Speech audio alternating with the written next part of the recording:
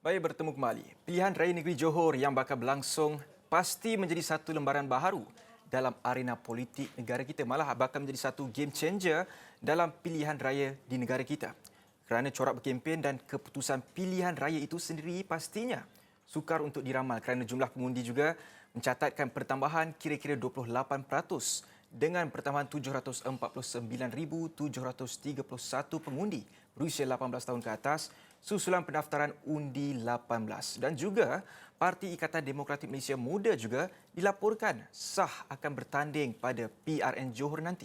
Dan untuk cerita petang ini, rakan setugas saya Firdaus Azil, wartawan Esro Awani, katanya ada bersama dengan Presiden Parti Ikatan Demokratik Malaysia Muda iaitu Syed Saddiq Said Abdul Rahman. Mungkin Firdaus boleh kongsikan bagaimana agaknya persediaan Parti Muda itu untuk menawan hati pengundi muda yang bakal keluar mengundi nanti.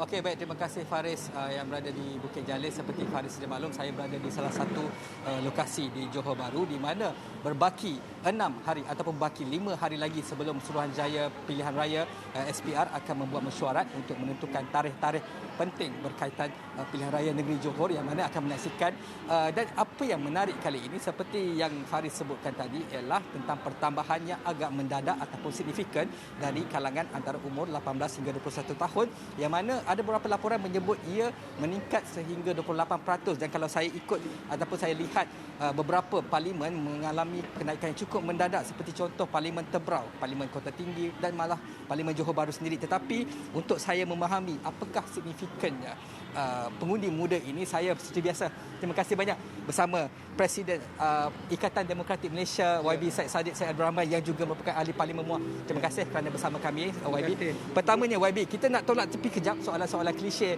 tentang kepentingan anak muda sebenarnya, tetapi apa yang saya lihat ialah parti-parti politik baik daripada Perikatan Nasional, baik pada Barisan Nasional, Pakatan Harapan risau dengan pengundi muda dan juga risau dengan parti muda. Jadi YB, komenkan sedikit. Saya rasa kerisauan ini perkara yang baik. Kerana apa muda ingin tawarkan adalah pertandingan yang sihat di mana semua parti-parti politik yang baru seperti muda dan juga parti establishment seperti UMNO, PKR dan yang lain dapat berlomba-lomba untuk mencalonkan lebih banyak calon yang bertenaga, muda, yang berwawasan dan kita nak pastikan bahawa perlombaan ini adalah perlombaan yang sihat.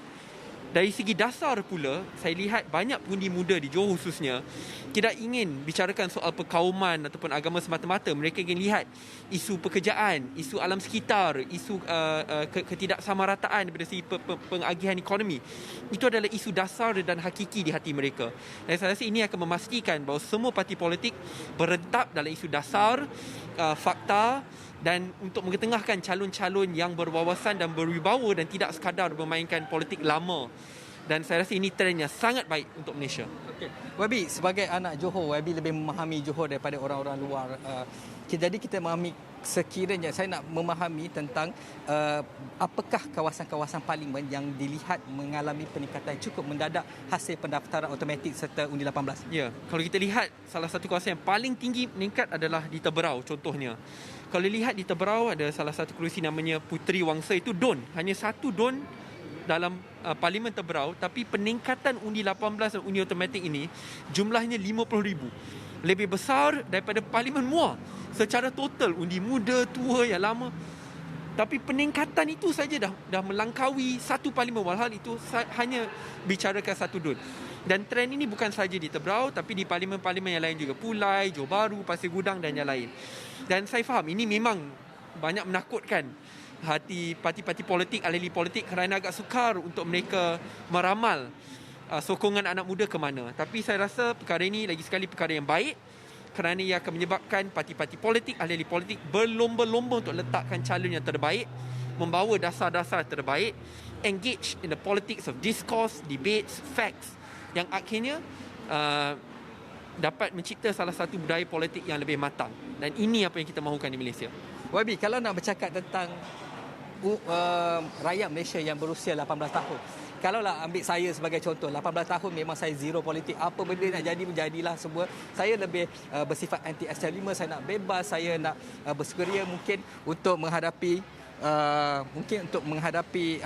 mungkin nak masuk universiti dan sebagainya. Tetapi bagaimana untuk kita memahami 18 tahun ini mempunyai pengetahuan yang cukup ataupun tidak untuk mereka membuat bersama-sama berpartisipasi dalam proses demokrasi ini? Macam mana nak memahami 18 tahun? Sebab tu saya selalu katakan never underestimate the wisdom of young Malaysians.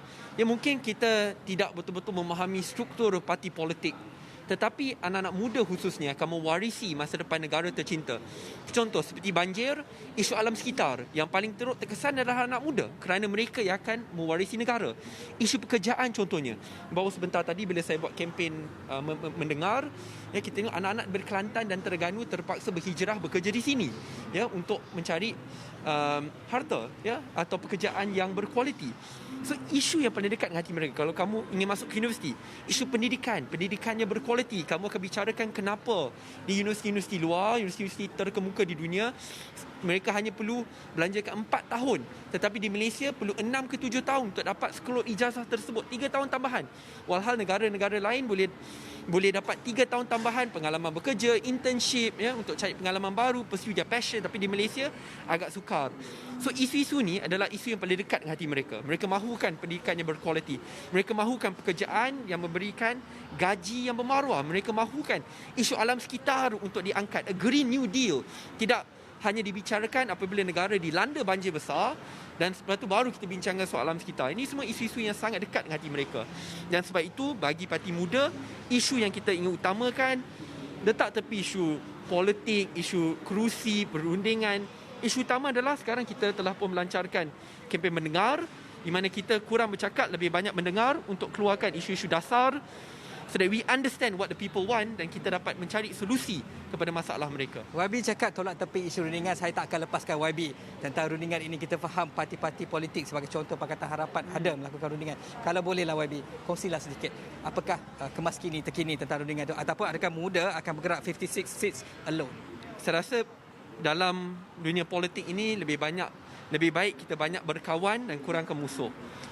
Dalam bab kita nak merangka hala tuju Johor yang baru dan maju, saya rasa penting untuk kita cuba cari jalinan kerjasama. Tetapi berkenaan isu strategi pecahan kerusi, saya rasa itu lebih baik kita bincang di tempat yang tertutup. Tapi sebab saya tak nak rakyat muak setiap kali dia buka TV, setiap kali dia tengok social media, apa perbincangannya? Oh, parti ni ingin bertanding 40 kerusi, parti ni bertanding 50 kerusi, parti ni 30 kerusi.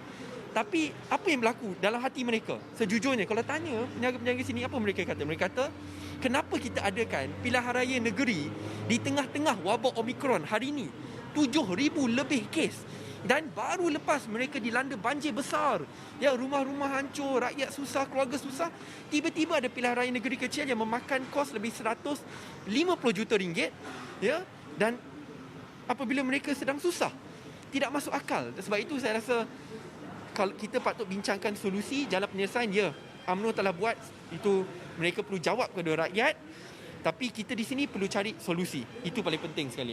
Okay. YB, sebab saya sebagai Extraordinary, kami sentiasa membawa laporan yang seimbang. Kami akan menemu ramah semua parti yang akan bertanding, malah daripada yang baru semua. Tetapi untuk hari ini saya nak bagi peluang YB mungkin boleh kongsikan apakah lagi program-program yang akan dijalankan oleh muda dalam antara ini hingga 9 hari bulan, dan sekiranya 9 hari bulan ke atas sudah ada tarikh-tarikh itu, bagaimanakah gerak kerja muda dan sebagainya. Fokus kami sekarang adalah untuk melancarkan kempen mendengar, a listening tour, jelajah mendengar, di mana tumpuan dan fokus kita adalah untuk capai 1 juta rakyat Johor secara atas talian ataupun in person, pergi warung ke warung, mamak ke mamak, restoran ke restoran, di mana kita kurang berbicara tapi kita mendengar keluh kesah rakyat. Bagaimana kita sebagai muda dapat menambah baik kualiti hidup mereka, apa mereka ingin lihat. Kita tidak ingin politics from top to bottom. Kalau kita pergi, kita kata apa yang kita nak, walhal kita mungkin terlepas pandang apa yang rakyat mahukan.